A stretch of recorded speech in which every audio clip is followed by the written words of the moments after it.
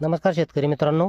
आपण आता हे जे ठिबक आहे हे काही उंदरं किंवा मुंग्या याचे जे आपले टेकअप आणि जे रबर खात असतात त्याच्यामुळे आपल्याला ते बदलावं लागतं. तर मग ज्यावेळेस आपण हे बदलतो त्यावेळेस अशी नळी आपण ही काढून घेतो. आणि हे जे आपलं टेकअप आहे हे आपण बाहेर काढू शकत नाही. याला आपल्याला हे असं मध्ये लोटून द्यावं लागतं. हे पहा, कारण हे बाहेर येणं शक्य राहत नाही. आपण याला आता हे मध्ये लोटून दिलं. बघा तुम्ही आता हे मध्ये पाईपमध्ये गेला हो. ज्यावेळेस आपण रबर टाकतो तर हे जो खाच्याचा भाग आहे, हे जी ग्रीप आहे, हे आपल्याला पाईपच्या हे मधल्या साईडला यायला पाहिजे. तर हे पहा, आपण आता हे असं लावून घेतलेलं आहे. आणि हे जे नंतरचं हे याला आपण थोडं काहीतरी लुब्रिकेंट म्हणा, काहीतरी वल्ल करून याला आपण हे बघू शकता, हे असं आता हे लावून घेतलं. आता हे आपलं रेडी झालं.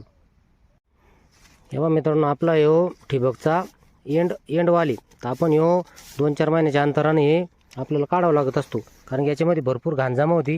आपण जे रबर आणि टेकअप जमा करतो, हे बदलतो, त्यावेळेस आपण ते बाहेर काढणं शक्य राहत नाही. त्याच्यामुळे ते आपण ते पाईपच्या मध्ये लोटत असतो आणि ते हे बा मध्ये कसे जमा होत्या.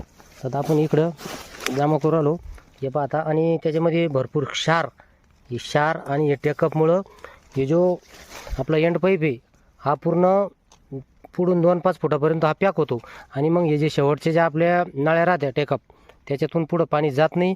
आणि मग आपल्याला वाटतं काय प्रॉब्लेम आला. त्याच्यामुळं 2-3 महिन्याच्या अंतरानं आपल्याला हे जो एंडवाली तो आपल्याला ओपन करून मोटर चालू करून फ्लश करून घ्यायचं. हे पहा तुम्ही आता आपण बंद मोटरमध्ये चालू करू आलो म्हणून हे आता पाणी नाही आहे, तेव्हा आपण काढीनं काढवलं. हे पहा किती क्षार आणि हे जे टेकअप आहे हे सगळे आता याच्यामध्ये जमा होईल, हे बघू शकता. तर शेतकऱ्यांना काळजी घ्यायची, 2-2, 4-4 महिन्याच्या अंतरानं जो शेवटचा एंडवाल मोकळा करून यातले हे सगळं घाण आणि क्षार हे काढून घ्यायचे. धन्यवाद.